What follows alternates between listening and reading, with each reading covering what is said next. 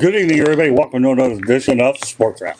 My name is Scott Morgan, Oklahoma City Madmouth. Pleased to be joined by former Washington Capital Dennis Maurice and Mike Santos, Mr. Hockey for Dennis, great to have you back on. Great to have you back on, Dennis. Can you hear me? There you go. You can hear me. Okay. Get that. And why don't you put the book up? Look at this guy. He's got pictures. He's got books. Put them all up so the camera can all pick it up. All right. Look at that picture. Gotta love it. Okay. I can see that real well. Do you have your book up there too, Dennis? You can't hear you, Scott. Can you hear me? I can hear you. I hear you. You hear me? Yeah, I hear you. No. All right. Dennis can hear me, and I can hear Dennis, and I can hear you, Scott, and you can hear me. Okay. But I don't think Dennis can hear you. No. Dennis cannot hear you, Scott. That's right. It was working before. Yeah, but now that we're live on the air, that seems to be the problem. Okay. Well. Can't hear him. No. All right. Well, you can't hear I'll tell you what. Mike? Here's what we're going to do, Mike. I'll go ahead and. You can hear him, Mike? I can hear everybody. Scott? You hear Dennis. Yeah, I hear Dennis. All right. So then, why don't you ask me the questions first, and then I'll repeat the questions and answer it, and then Dennis will know. There you go. That's exactly what I was thinking. Okay. Sounds good.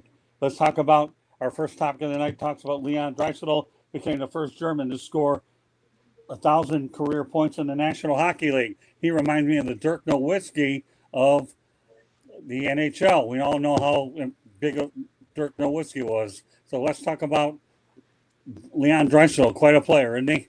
So talking about Leon Draisaitl, I think what's wonderful about Leon Draisaitl and what's bad at the same time is much like Malkin with Crosby, Draisaitl doesn't get the probably attention and the accolades that he deserves for being such a great player because he happens to play with probably the best player in the game right now. But that kid, Draisaitl, is a phenomenal player. I had the fortune of working with a lot of German players during my tenure in management in the NHL. Guys like Uwe Krupp, Marcel Gottsch, who are tremendous people. I don't know, Dennis, if you played with any Germans back in the day. There weren't a lot. I sure have. Mr. Kugunkel. Mr. Kugunkel. Yeah, there you go. But great people, aren't they? And Yeah, so oh my God. Peter Funk, Kugunkel. Great hockey players in Germany. So what do you think of Draisaitl, Dennis? Well, you said it right there. He doesn't get as much recognition as Mr. David. But I think he is the guy to make that team go. And a lot of people don't talk, but they always say McDavid. He's flying. McDavid's flying. His game's on. Blah blah blah. But Draisaitl, he's the guy that makes that team go. He can play with anybody, and he's really good with the puck. He's strong and good in face. And so I think that if they're going to win, it's going to be because of him, not McDavid. And they, of course, goaltending. They need that. They're weak in that area, but as a forward and a leader, he's the guy I think that has been. He's like Kucherov. Those two guys are similar players. They can play with anybody. They make great plays. They're good on 5-on-5. They're good on the power play. They just know where to go, what to do, and that's how I look at him as being one of the top. I would say the top 5 players in the NHL right now. Yeah. How about this, Dennis? Too. He probably does not get enough credit for making McDavid the player he is too, because when you're McDavid, obviously he's tremendous, right? Maybe the best player in the game. But when you have a Draisaitl on your team too, I mean, that makes McDavid even more effective, right? Yeah, their power play is great with him. Yeah. Yeah. Yeah, and I think he's the key to that power play. Him and Bouchard, and of course McDavid's a part of it, but they're really strong that way. So yeah, I agree with you. I agree. I think he's and I think he knows that too. Truthfully for Leon, he knows that he doesn't get as much recognition. Yeah, Right. he's apparently a great guy too, from what I heard. Okay, so on to our next topic. Florida Hockey Now indicated that Paul Maurice didn't play for Sasha Barkov, obviously, for the rest of the year. I think that was a really smart move by the Panthers by just keeping him sidelined the entire year to get him to rest for the entire season after he came off reconstructive knee surgery on September 22nd. Your thoughts about the move, Mike? Well, I was in the organization and was part of the management team that drafted Barkov. I mean, this kid's a special player. We knew it at that draft. That's why we passed up some other players and took him second overall when a lot of people were questioning him, particularly in North America, just because they didn't know who he was. But look, that kid, like everybody on that organization, has played a lot of hockey, going to the finals 3 years in a row. But more importantly for the Panthers, he was the key guy for that team. Not just the captain, but the key guy. I mean, Kachuk stirs it up and does things like he was definitely. So does Bennett, and Bennett can definitely score with the best of them. But Barkov's the guy that makes that team go. And if you remember his injury in training camp, it was not just one section of his knee, but I believe he tore the MCL and the ACL. Both say, yeah. So that was a really bad injury that he had. So they're not playing for anything now at this time of year. They're not going to make the playoffs. And why would you rush him back? Right. Too important. So I don't know what you think about Dennis, but I think it was smart for the Panthers not to rush him back. I agree 100%. What I heard is that he's going to play in the Worlds. Yeah, I heard that too. Ready to play, and he's going to go play in the Worlds coming up here. Yeah, I think in May or whatever it is. But yeah, I guess he's ready. He feels like he's ready. So if I was them, I would say no. I would say no, wait till training camp. Wait till training camp, and all that. But that to go on what you said about him. Yeah, if you want to know what he's really like, if you watched them last year, when they won it, who was the key guy on the whole playoffs was him. Yeah. And it wasn't Tisha, it wasn't Bennett, even though they did their jobs, and the goal scorer, what's his name, who had a bunch of goals. Little Marchand. The little Marchand, no, yeah, the right winger. Yeah. His dad played. And he was scoring goals. This year he didn't do it. They didn't do it, but he was the key guy. And if you're saying Drysdale, I would say Barkov was the key guy there. He was the key guy in that team to win the Stanley. They had great goaltending. You got to have goaltending to win the Stanley Cup. There's no doubt about it. And they had it for 2 years in a row. But on the ice and as a leader, he was the key guy. Yeah, and interesting. I mean, it is interesting that he'll play in the World Championships. In one respect, it's, I guess, he wants to go test it. But gee, if I was the Panthers, I don't know that I'd want him doing that. Let's take another 4 months. Yeah. Come into training camp next year, 100% and strong and ready to go. I mean, but again, how important World Championships are to these other countries. It's not the same. They're a lot of fun. Yeah. Canada and the U.S., it's all about the Stanley Cup. But I can remember, and I'm sure you can, Dennis, some of the Euros coming in the locker room, and they looked at it as I was getting a nice paycheck in the regular season, but you're not paying me enough to go through 8 more weeks of wars to try to win that trophy. I'd rather go. Right. You're right. Yeah. Okay. All right, let's go on to Dennis. Can you hear me now? Okay, apparently not. That's no big deal, Mike. It's working out the way it is. Okay, so melancholy happy trails to Boy, Bill gee. Riley. He's 75 years of age. He's the third black player in NHL history. He played 4 seasons with the Washington Capitals and his final season with the Winnipeg Jets. Obviously, it was a tough loss to the NHL as well as the Washington Capitals. Was he a teammate of Dennis's, or what about the impact on how much he'll be missed? Yeah, well, Billy. I mean, I certainly don't know as much about Billy Riley as Dennis did, or Dennis does. But I do know that he was one of the first couple of black players in the National Hockey League. I know he was from Eastern Canada, maybe New Brunswick or somewhere like that. And as a young guy watching the Caps back then, there was another black player named Mike Marson that got a lot. I remember him. Right. So I don't know if Riley got as much attention as he deserved or not. But I'll leave this one to Dennis, since Dennis will know him better than anybody here. Well, I only know him the time in Washington when we played, and he played a few years there, and the team was not very good. Didn't win too many games, and he was a gritty right winger. He go through the wall for you. He was a good teammate. Of course, he wasn't a standout player, but he made it there, and I think that's what a lot of people have to look at when a fellow like Bill Riley is. He made it to the National Hockey League, and he was, I think, the third or fourth black hockey player, and I think that's an honor.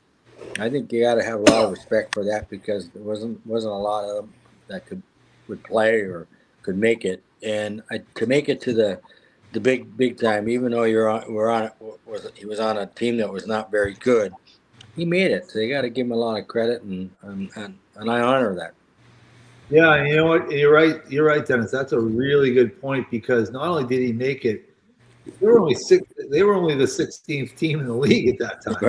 Right. So there weren't a lot of spots, to make, and there weren't a lot of guys willing to give up their spots. I mean, you know how hard it was to fight and keep your spots back in those days. So you were playing hurt.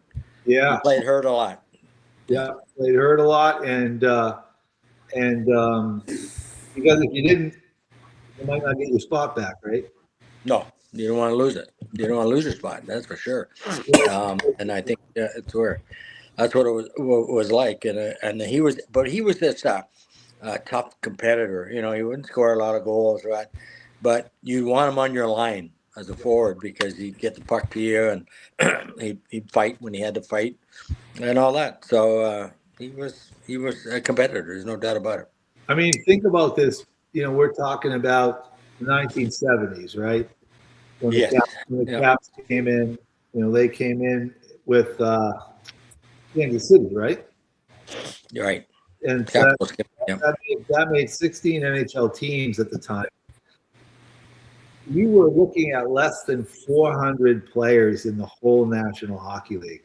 Mm-hmm. Right. Wow. National Hockey League roster. You got to be a pretty special player. Yeah, and I think he fit a spot that maybe some other players couldn't do. That's a good point, Mike. That's why he made it, because of the type of player he was.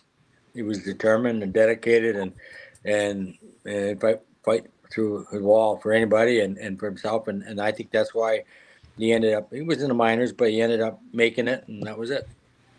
Right on. Welcome, Cody. Yeah, that's a good point too, Mike. When you have fewer roster spots and he's still making it, now obviously you'll be able to have more and more teams. So it's a good point. We welcome Cody Spink to the show. So this is Scott Morganroth. Please be joined by Dennis Marook, Mike Santos, and now Cody Spink is entered. Mike is obviously helping me because we continue to have a few little minor technical issues, but we're getting the job done through Mike. We're going to get it figured out at some point. Maybe it's a headset or whatever, but nevertheless, we're still making a good pace of the show, and everything is being done here. We'll pick up the show with the Islanders right now, because I think this would be over. The Bill Riley thing would be before Cody's time to begin with. So obviously the New York Islanders fired Patrick Waugh with 4 games left in the season. They replaced him with Peter DeBoer, who got a 2-year contract, and and the Islanders simply gave him the bag. So, Mike, I mean, what are your thoughts about the fact that Waugh got left go with just 4 games left? I don't think the Islanders, and more important, their GM Matthew Darch wanted to get into a bidding war for Peter DeBoer.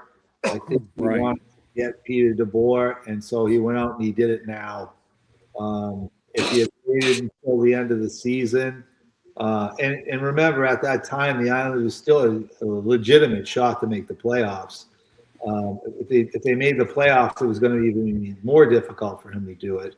Right. And even waste more time, because I'm sure if he didn't make that move, one of the teams that would have been after Peter DeBoer is the Toronto Maple Leafs. So I think he made the move. I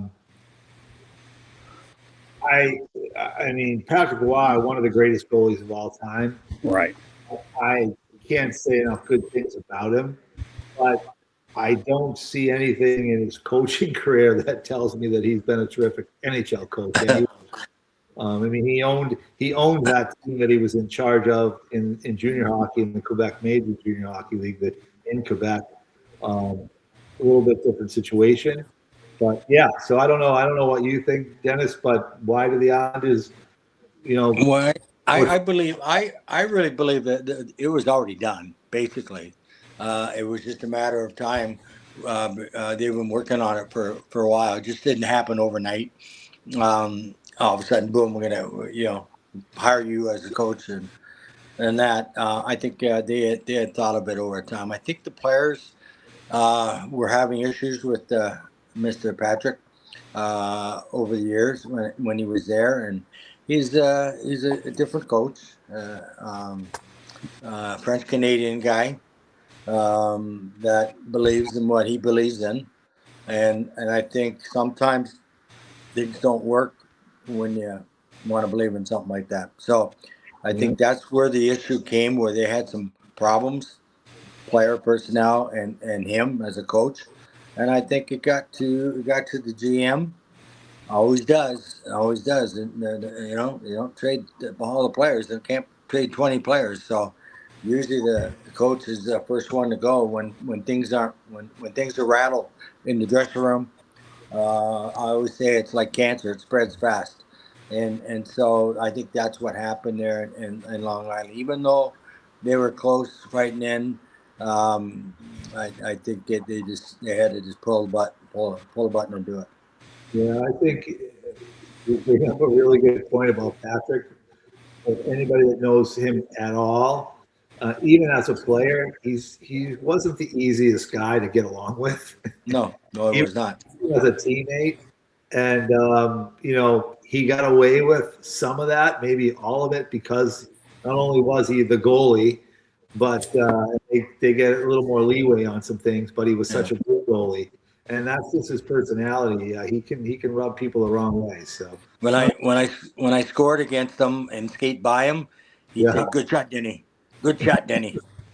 And there was a reason why, because to score on him, it had to be a good shot. Because he was a great goalie, and so I had a lot of respect for that. But it was kind of funny, yeah. What do you think, Cody? No, I think it was a smart move for the Islanders I think Matthew Darch played it safe.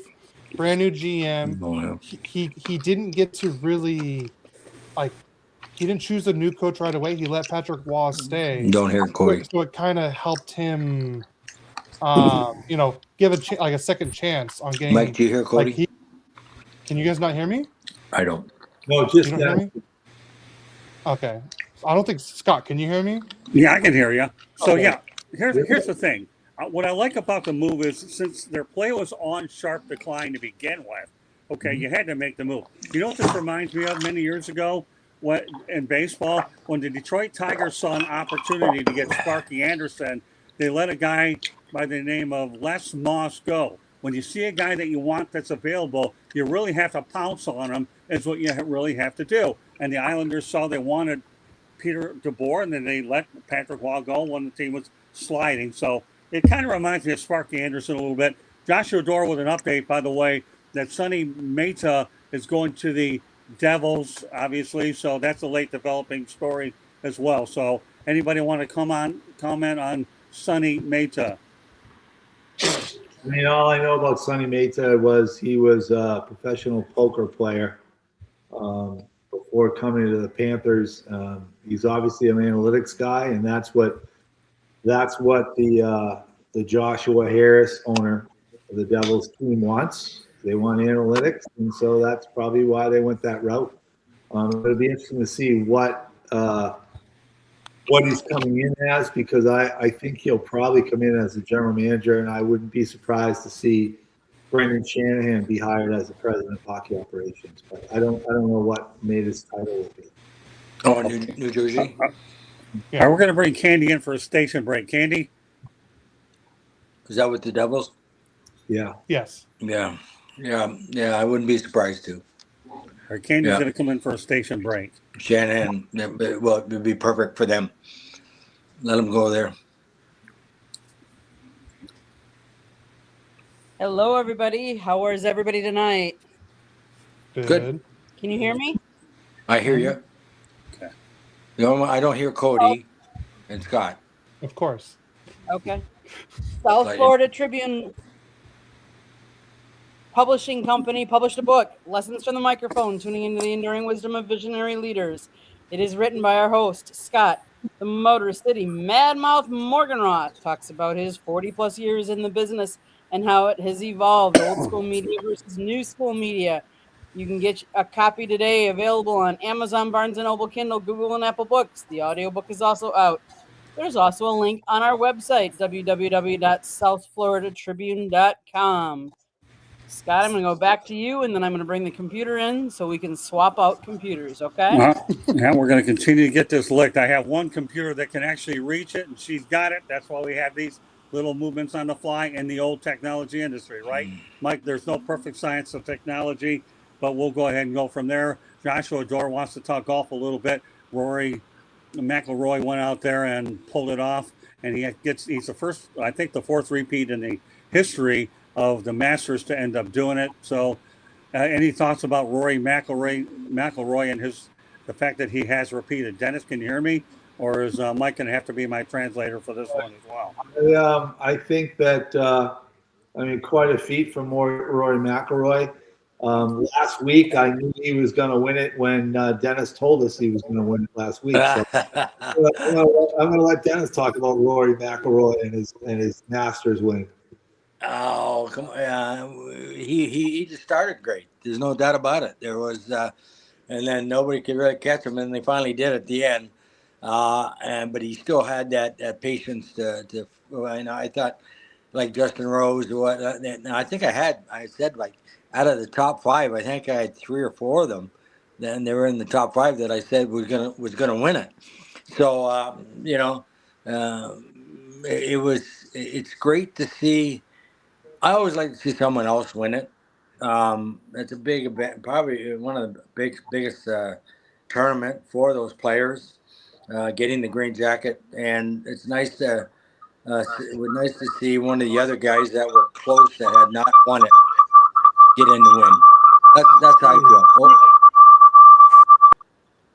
Feedback. All right, that hurt my ears.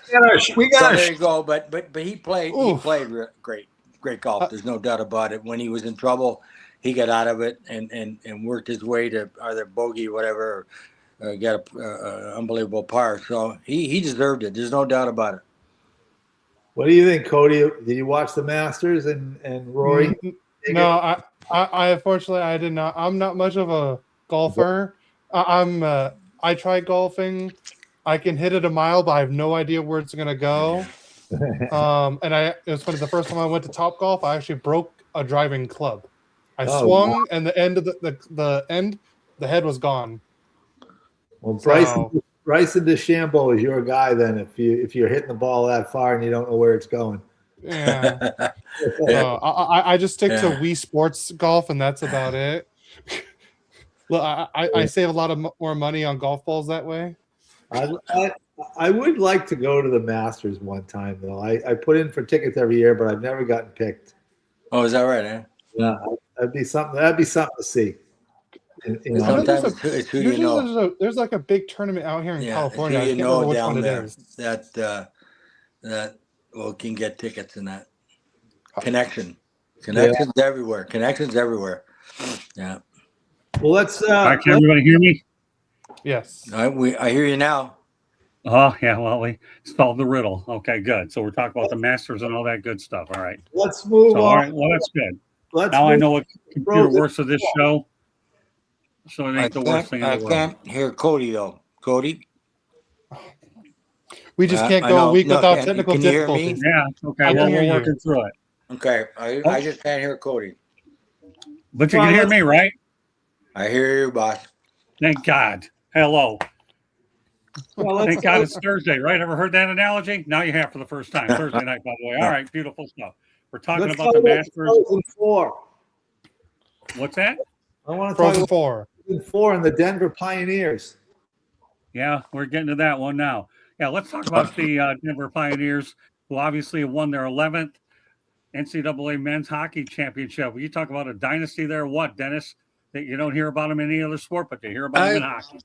I don't follow them as much as I should, but I have, in the sports papers and all that, that my son went to Notre Dame and played as junior and senior there, so I kind of follow Notre Dame a little bit. Okay. Fighting Irish and the hockey. And with Michigan, they were good. The Gophers were always good.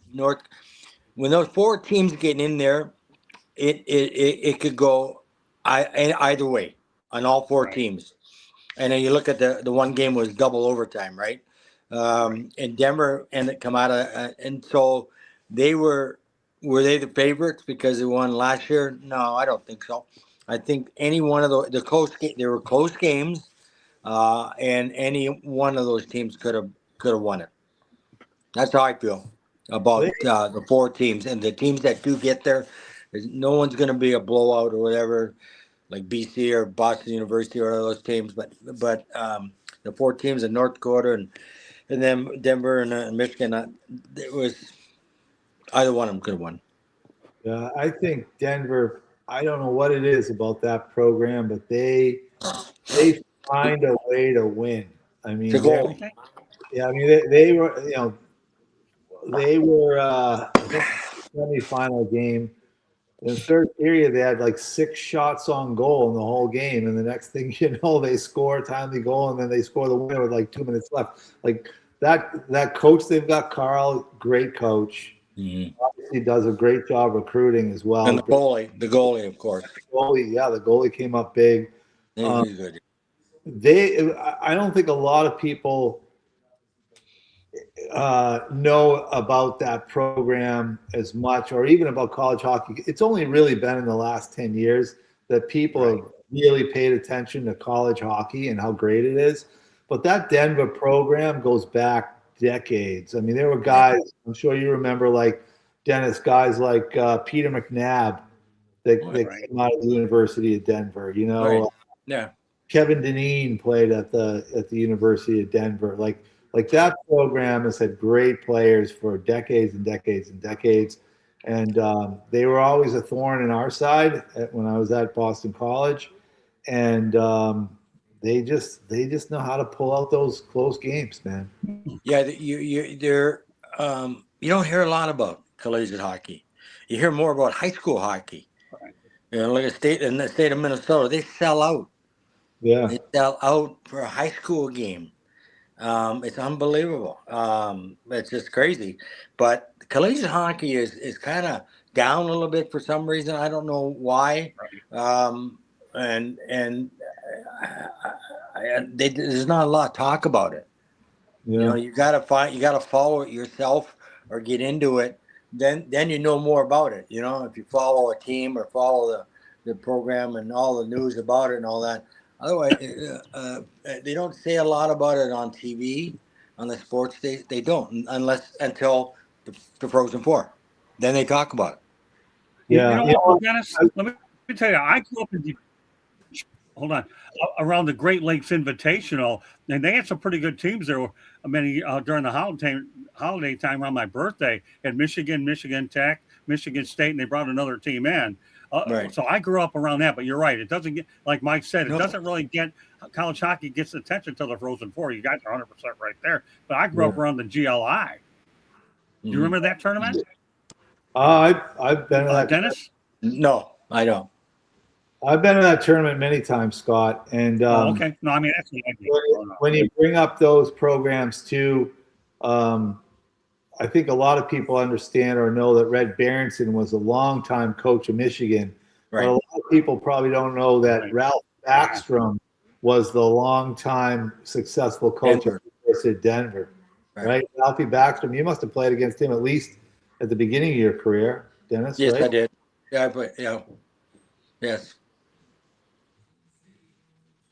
Well, But look how long Right, he was Cody. there. Look how long Berenson was there and how well they did. There's no I doubt- feel no like the doubt about it. NCAA has So, gotten a yeah. lot bigger lately just because of the whole new rule that the CHL players can now go play over there. Good programs bring in good players. Yeah, so I Good feel like coaches the bring in college good has gotten players. a lot bigger like the last 4 or 5 years. I've heard more and more, and it's starting to grow more. And that's We're in getting all more and more sports and collegiate Division sports. One teams. So Right. Now there's lots of money in there. yeah, this would be an issue.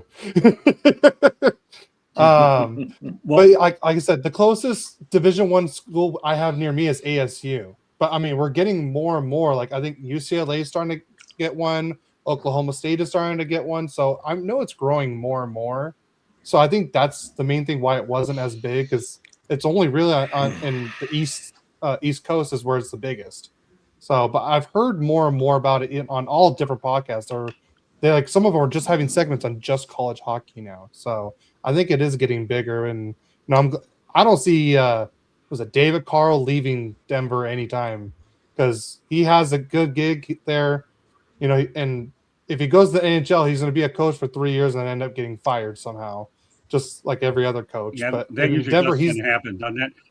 yeah. So if he stays at Denver, he could be there for 20, 30 years and be very comfortable and everything. And he never has to worry about being fired, I'm pretty sure, there. Yeah, the other thing. Here's a little footnote from that series too. I just want to bring this up. That came to my attention. Boston Buckberger actually signed a 2-year entry-level deal to play for Columbus as well. So now he's going to be with the Columbus Blue Jackets, who probably could use him. Go ahead, Mike. I didn't mean to interrupt you. I just want to get that out there. I was just going to say on the back of what Cody said is it's nice to see some of these Frozen Fours being held in places like it was this year in Las Vegas. I know, about 15 years ago, well, actually longer, they had one in Anaheim when Paul Correa was playing for Maine.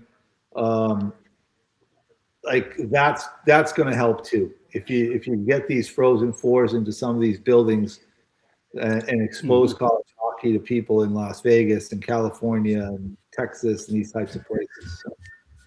Definitely. Great point. Yeah, great point. I was actually glad to see it in Vegas too. I really was. It's a change of pace from what you're normally used to seeing for sure. But congratulations to the Denver Pioneers. So, well, I'll tell you what, why don't we say a congratulations to the Buffalo Sabres, because for the first time since 2010, they end up winning their division, Dennis. Gosh, 2010 has been a while for the Sabres. Yeah, I'm going to be in Buffalo and on the 24th, 25th to get my Nexus. So, but I think they won't be playing. I was hoping that they were playing there. It'll be in I think in Boston, basically, because they play the first 3 games in Buffalo. But I could go. I don't know. I haven't decided yet.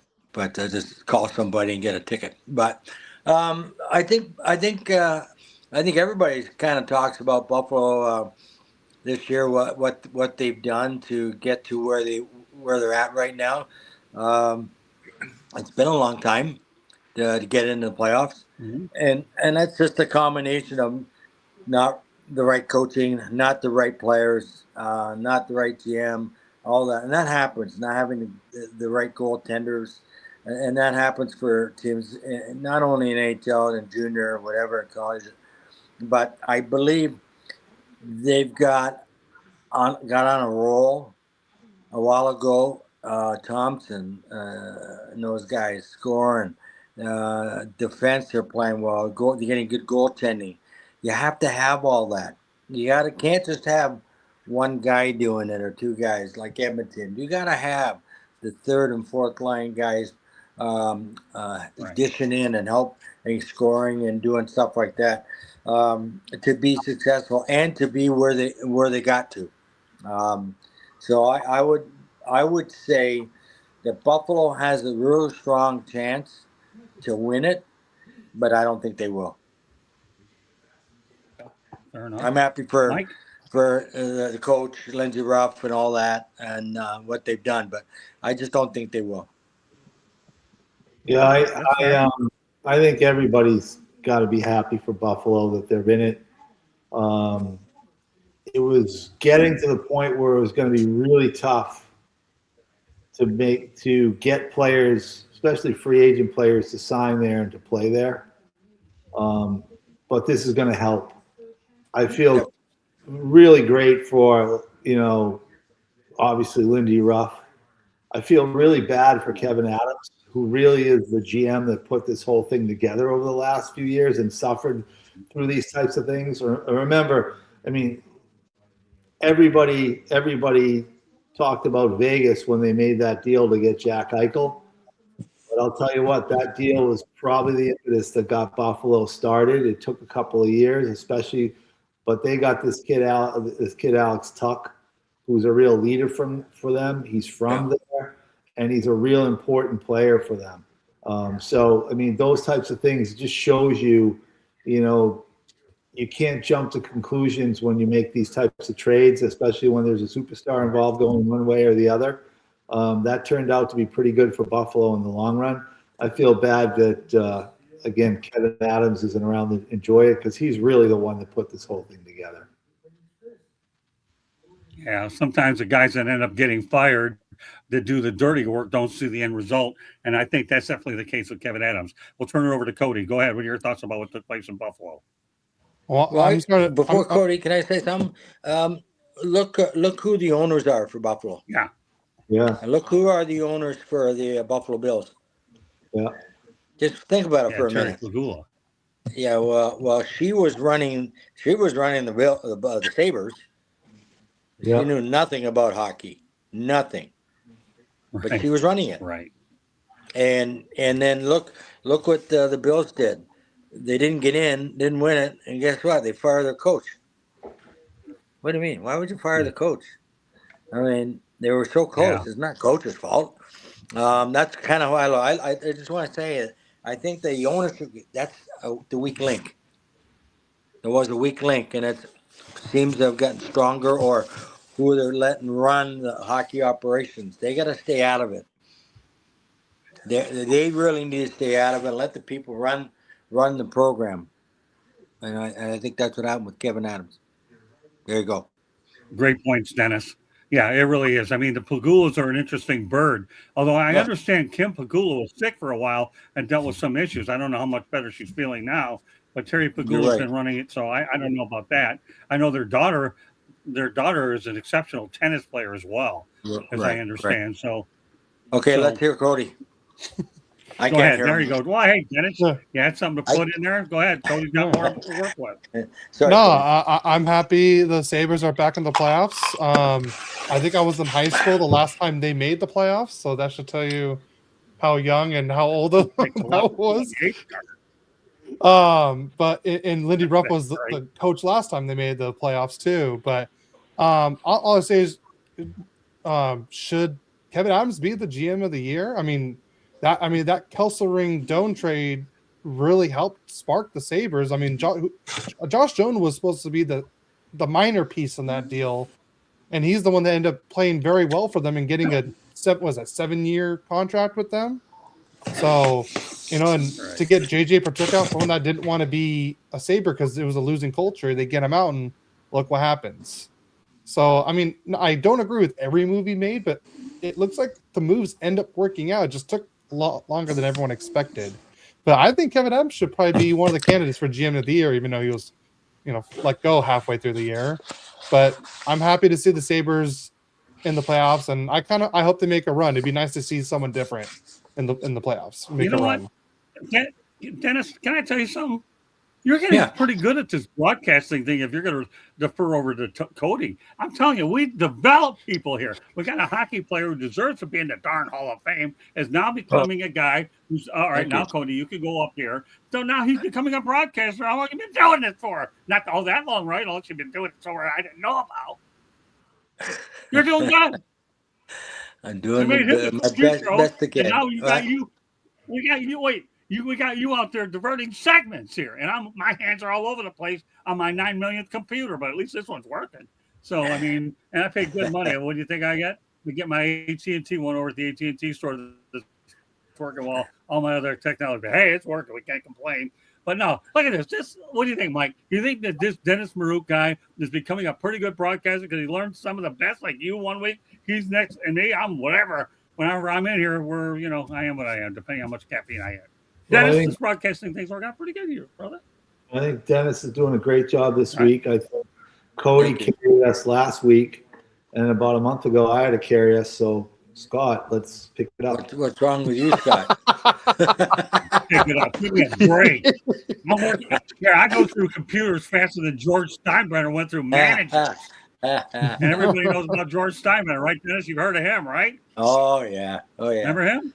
A Yankee fan. Yeah, all right. Well, he goes through managers like I go through computers. At least this one's working out. At least I can see the end of the show anyway. Where before, well, you know what? Hey, I can't help it that I put this group together and they're all good. They're all really, really good. So, I'm just kidding. Well, I'm not kidding about that. You guys aren't good. But George Steinbrenner, you probably got a hashtag because of my computers, okay? And that'll be that. So let's continue on. One more hockey note here. And then we're going to talk about a basketball player that loves the NHL, which is our featured topic of the night, John Tortorella. Wonder how that move worked. Going into his new gig with 8 games, 7-0-1, picked up a total of 15 out of a possible 16 points. Dennis, that didn't work out for the Knights, did it? They gambled, and this gamble paid off. What? The Knights what? What? John Tortorella. I didn't hear what you say. John Tortorella. Oh, John Tortorella. I don't think it's him. I don't think it's him at all. I think we talked about him. We talked about him before. What I think what's happening, and it's happened all along with him. He does well at the beginning with the team wherever he goes to. It may be a year or two, and then that's it. The players can't take it anymore. Either he's changed the way he coaches, probably, hopefully, for the better if he did. But the things that he's done with players and goalies and over the years, no, the players hated him. The players hated him, but he's walked in. They got a good team. Let's face it, they got a good team. I could go coach that team. No, Scott, you could go coach that team. They've got good players there, and I think the weak link, which they were worried about, is their goaltending.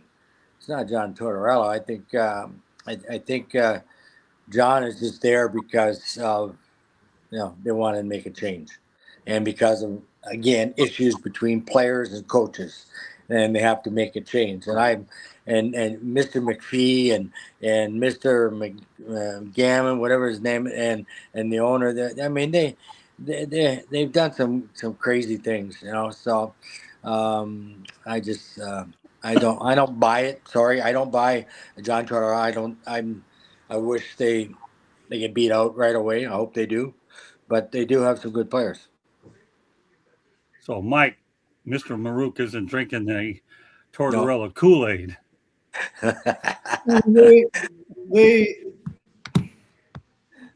They had a good Are team. you? They had a good team before Tortorella showed up. We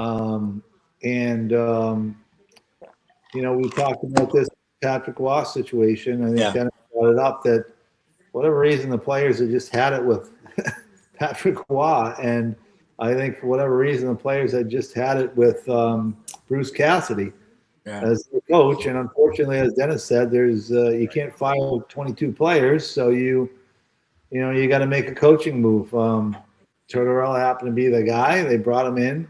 And I think give Tortorella credit for one thing this time around. He's just stayed out of the way, I think. Yeah. And realize that he's coming in this late in the season. There's not much. He wins. he wins wherever he goes. There's no doubt about it. I mean, Yeah. it's not like he's Right. a loser. He's won wherever he's gone, but it's for a short time. Yeah, but I think he understands that coming in with 10 or 12 games left in the year, he's just gonna stay out of the way and let things happen. Let him play. He's not gonna try to change systems and do all sorts of things and get in guys' kitchens and all that kind of stuff at this point. He's gonna let it happen, which is probably the best thing that he can do, right? You're right. You're 100% right there. Yeah. Yeah. So Yeah, Cody? Cody don't mess it up. Tortorella. There we go. Look at this guy. It's Maurice's turn to lead the way. Okay, keep it up, Dennis. I'm training you good next. Uh-oh. Well, I was kind of puzzled with the whole John Tortorella move to go from Cassidy to Tortorella because they seem like kind of similar coaches. But I did hear from a lot of ex-players that used to play for the Knights and how Cassidy was, and I think they were happier to leave Vegas than to stay. But I was just kind of puzzled that they chose Tortorella. I mean, and I know he doesn't have a good track record starting with, like the first set of games, but I know after that he tends to get better. But it makes me wonder if things changed after getting let go from the Flyers and kind of what Mike Sullivan told him for the Olympics, because he was an assistant coach for the Four Nations and the Olympics, and Mike Sullivan just told him, was like, hey, I don't need you to be John Tortorella. I need you to be the old wise man. So it makes me wonder if he kind of changed his, philosophy, and maybe that's what's working for Vegas. Yeah, he doesn't need to do much when you have that kind of team there, but it just makes you wonder if he's just being the old wise man there and letting the team play. I think That's a great point. Mr. Jack Eichel had something to do with all this. I mean, Okay. And remember who coached Carter Hart in Philadelphia was Tortorella. Yeah, they were both Eichel and Tortorella. The families know each other from Massachusetts. And really? As you said, Tortorella was an assistant coach in Vegas. At the Olympics. And so he's used to Eichel. Eichel was arguably the best U.S. player throughout that tournament, and probably had some time to sit around there with him. And it wasn't much long after that Vegas made the move. But I just don't understand Kelly McCrimmon in Vegas. Again, 9 years in the league, 3 trips to the Stanley Cup Finals. Made the playoffs every year but one. They're going to make the playoffs again this year. And he's on his 5th coach. That makes no sense to me. No. No. They're also on their 30th goalie too. Yeah, when you have that kind of success, that doesn't. I don't understand. You think of some of the coaches they've had, including Pete DeBoer, so he wasn't going to go back there. So there probably weren't a lot of guys. Something's up there in the upper level of the tier. You know what I mean? Yeah. As you say, the president, vice president, and GM. It's the owner. There's something the owner going wants on to win. there that why are all these coach changes? And they've all been successful coaches. The winners that have coached that team. Yeah. Yeah, they had Turk there the first year. Gallant. Gerard Gallant. Yeah, Turk. He he takes him to the finals as an expansion team. The next year he's gone. Well, that's why I say what's going on. Yeah. The Boer has success there. Yeah, He's but George gone. seems to be known for having a few shorter stops a little bit along the way too. The Boer He had quick results, and he don't last long either. But I agree with where you're coming from. There's you talk about Tortorella being that way. I got to ask you this: so you bring up Tortorella, and if anybody can know, what about Mike Keenan? He didn't last even that much longer. He got a Stanley Cup. Did you ever deal with Mike Keenan at all, Dennis? He was. No, I've never Mike played Keenan? under him. Never played under him, Mike Keenan. And he's another one of those crazy guys, coaches that you just gotta. You don't know what's going to happen. You do not know he's going to just go off the wall, and you don't know what's going to happen as a player if you're going to be playing the next game or next shift or whatever. He's very, very intense, and he's very. It's his way or no way. Mike Keenan. There's no doubt about it. And he's another one that's successful, but doesn't last. Where is he now? Nowhere. Mr. Babcock, where are they now? Yeah. Where are they? He's Sidelines, coaching, isn't he? collecting their money. Sidelines, collecting their money because they just can't Yeah, coach. They can't coach he's out. properly. They can't coach these $1 million to $12 million players. They can't, and that's the way I see it. And I think the players have control. And to be a good coach, you just got to put the right players together and let them go out and do their job on the ice. I worked with Mike Keenan, and you bring up a good point, Dennis. Mike Keenan was very similar to Tortorella. Came in, he'd have success right away, wear out his welcome. But the one thing Mike Keenan was really good at, and I saw this firsthand, is he knew how to get the top guys on his side. So, for instance, when he was in Chicago, Roenick and Chelios were, he took care of those two guys, right? When he was in New York, it was Leach and Messier, right? Like when he was in Vancouver, it was Pavel Bure. Like he knew that if he could keep the top dogs on his side, that he could do pretty much what he wanted to the rest of the guys, and everything would be okay.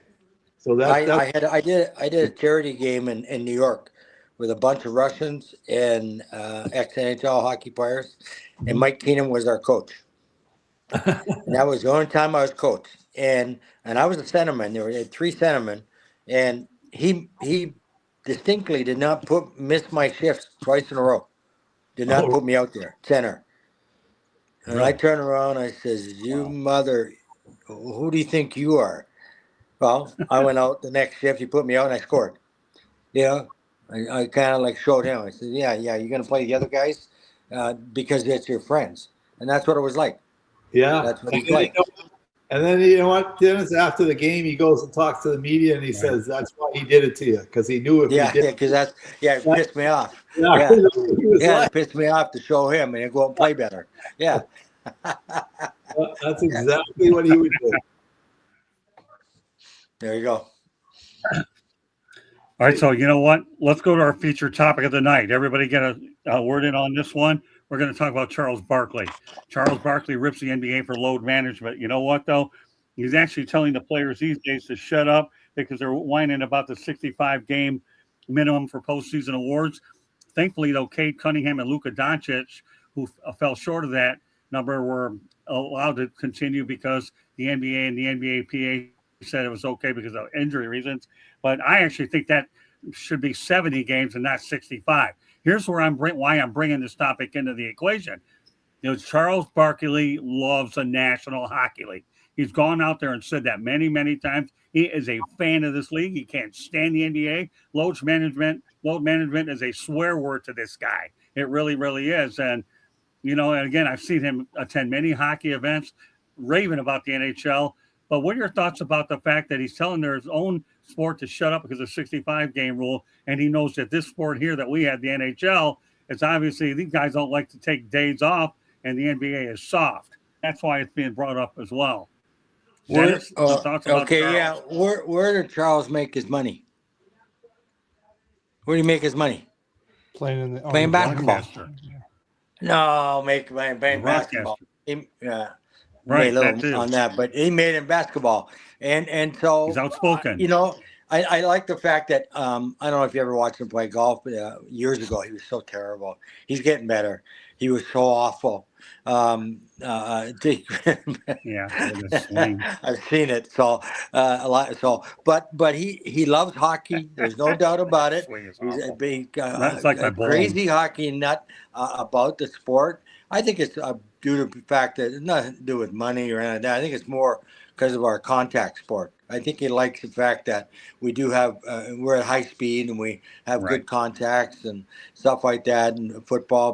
But I always say that, hey, someone pissed him off about the basketball. So now he's going to enjoy other sports like he's a big golfer now. He's never going to be on the tour, never. the celebrity tour. He'd be on the celebrity tour, and he can't. Well, they just put him in because of his name and who he is, right? But he's not going to win anything. But he's just. It's great to see, and I think also the musician Snoop Dogg with the Olympics. I thought that was pretty cool. I like some of his songs, and I thought that was just to change a little bit. I just thought that was pretty neat. Him being involved with the American athletes. I thought that was pretty cool, and he loved it. Yeah, but Bob Barkley, I don't know. I don't know too much about him. Just Yeah, what come I on, see, Dennis. just by what I Give hear, Charles what a I hear dude, and man. see, what I hear and what I see Book. I have on a TV. Yeah. I don't know him personally. I actually have a picture. Get this, Dennis, and I'm going to give you the book in May. Okay. I actually have a picture of Charles and I in my book, Lessons from the Microphone, by the way. But I love his outspoken nature against his own sport. As I said, I've gone on record that they should have 70 games and not 65. Okay, because you're there to play basketball, and he just loves the NHL because these guys just don't like to take games off, and they have the highest dental bills on the planet. And more power to him. I mean, if he's going to rip his own sport because of load management, more power to him. But at least he loves hockey because there is no load management. So where place I'm going with this whole thing. So that's why he's become a hockey fan. Does that make sense? Or you're not? I guess or you're right. just? I'll hear. Wait, you know what? All Dennis is worried about is Charles Barkley's off the wall swing, which is as good as my bowling form, and it's horrible. I once won a trophy in bowling for most unusual form. That just shows you exactly where my bowling was many years ago. I won a most unusual form, and I've seen his swing, so it's horrible. But get the guy is props. He loves hockey, Dennis, and he can't stand his own players, although he gets paid money, good money to talk about it. All right, do you have video of your bowling? Where'd you make your money and where you Anybody play Mike? basketball? You play basketball, and so why piss and moan about what's going on? So that's my feeling. I'm not going to piss and moan about hockey. That's where I made money. That's where I played professionally. Okay. So he should be that way too. That's my feeling. Okay, I love your points, Dennis. I think they're great. I'm just trying to make a case he's on NHL side. That's all I'm saying. He loves the NHL. He can't stand the NBA. And if you look at the NBA, obviously a lot of people are sick and tired of watching it because they don't see their stars. Believe it or not, Greg Popovich is one of the reasons that you have load management because he started it with the San Antonio Spurs many years ago under David Stern's regime, and Adam Silver's a puppet. David Stern was an old hard school guy, even though we're not turning into a basketball show. I love Charles. Say what you want about him, but I know he's got to talk about basketball. You've already met my head 90 times. Okay, so I think the basketball. But obviously, you're not there either. Are the playoffs starting now for basketball? Yeah. What's that? I think they're just starting, aren't they? The basketball playoffs. Yeah.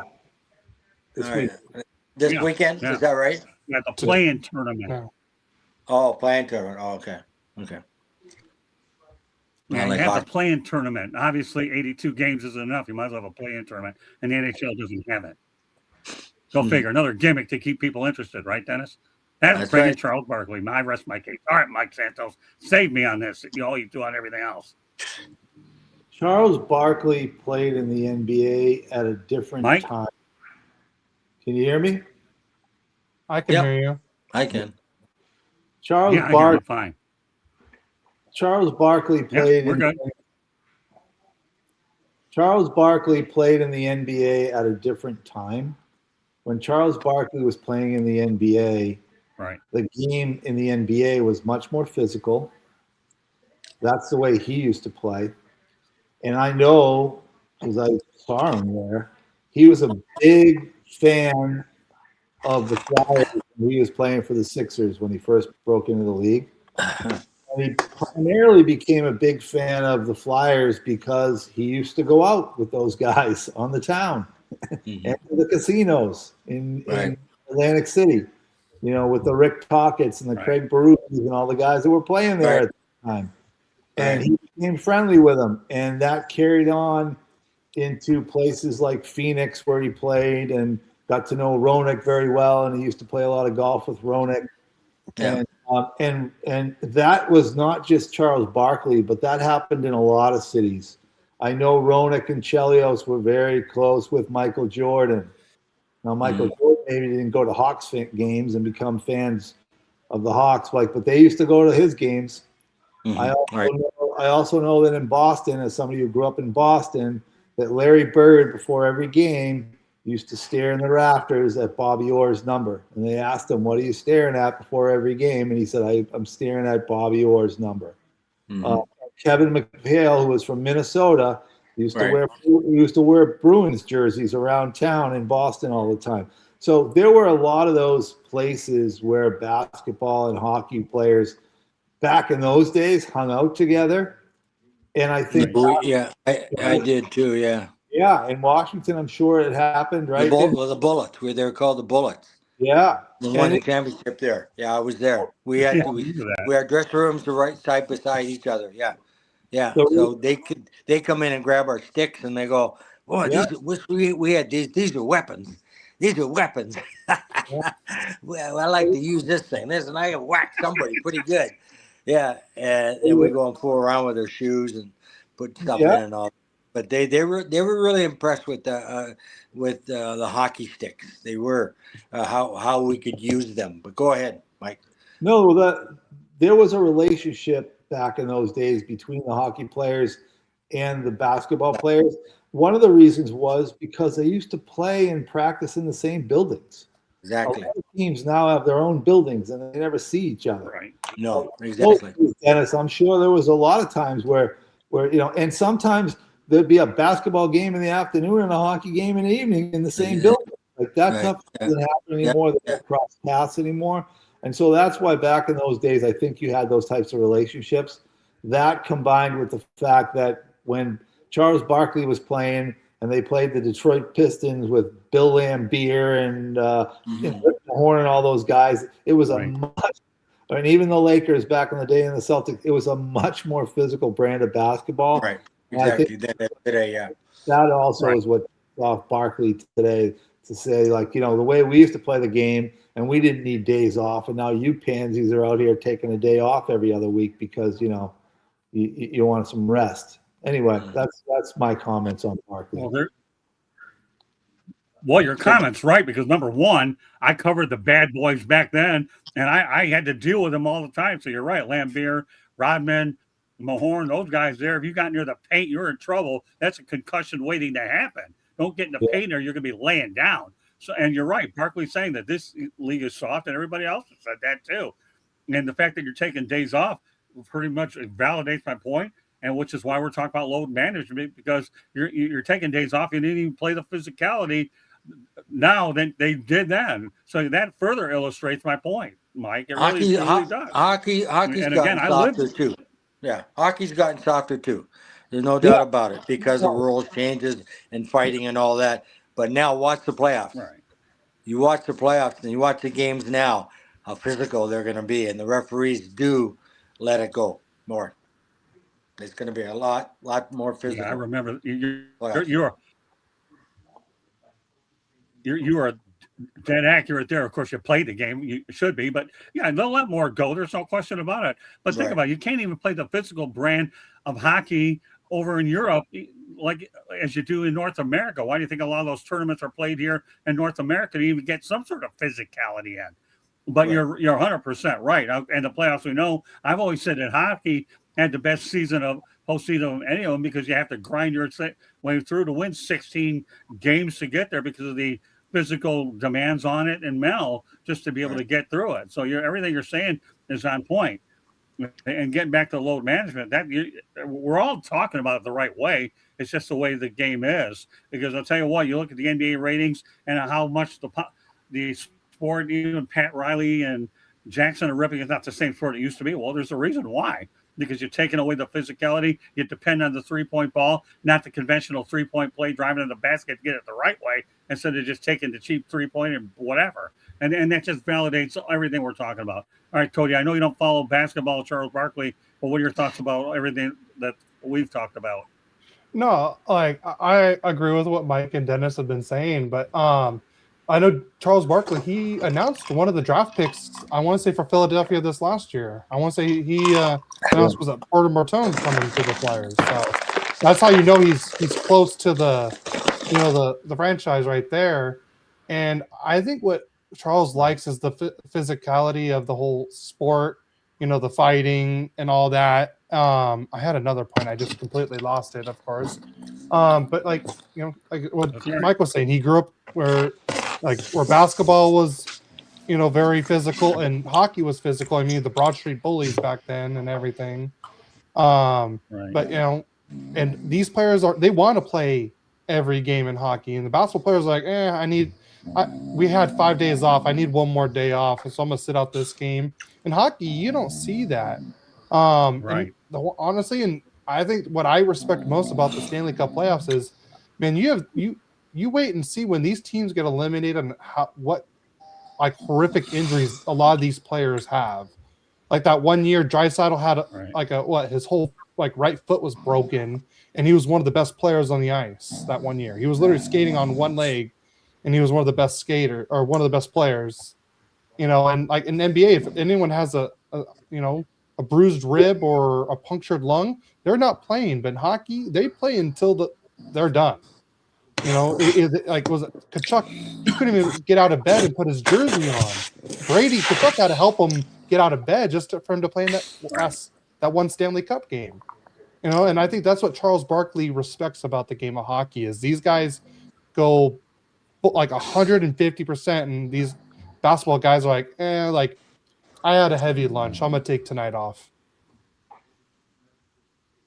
There you go. That's what just defines the old management. When you're playing hockey, it's a war out there. It really is, in a lot of different ways. It's just the physicality and the men, and then when you get to the overtime periods, Dennis, you know it better as well as anybody in the playoffs. It's a war of attrition at there, and I don't know if it's the best team, but it's a team that's it's about tire and fatigue at that point when you get into 1, 2, 3, 4, 5, 6 overtimes. It's just unbelievable, and everything that Cody's saying is, and everybody's talking about it, is the NBA players are just soft. And the hockey players just are warriors. That's all there is to it. And that's why Charles Barkley respects the sport that he does. So I'm glad that we had a chance to mention Chuck, because obviously, when you have a guy like him who's a Hall of Famer in the NBA talking about another sport and doesn't like his own sport because he respects another one, more power to him. But you know what, Dennis? We could talk about this all day long, but the one thing you're going to do, my friend, is you're going to put that book up and we're going to try to sell you some copies. And next week, we're hoping to bring on a guy by the name of... Hey, look at this. Well, he got that too. All right, get the book up there. Look who's there. Look, I was 19 years old. Number 21. No, Brian Costa, 19. That's me, 21. You see it? Okay.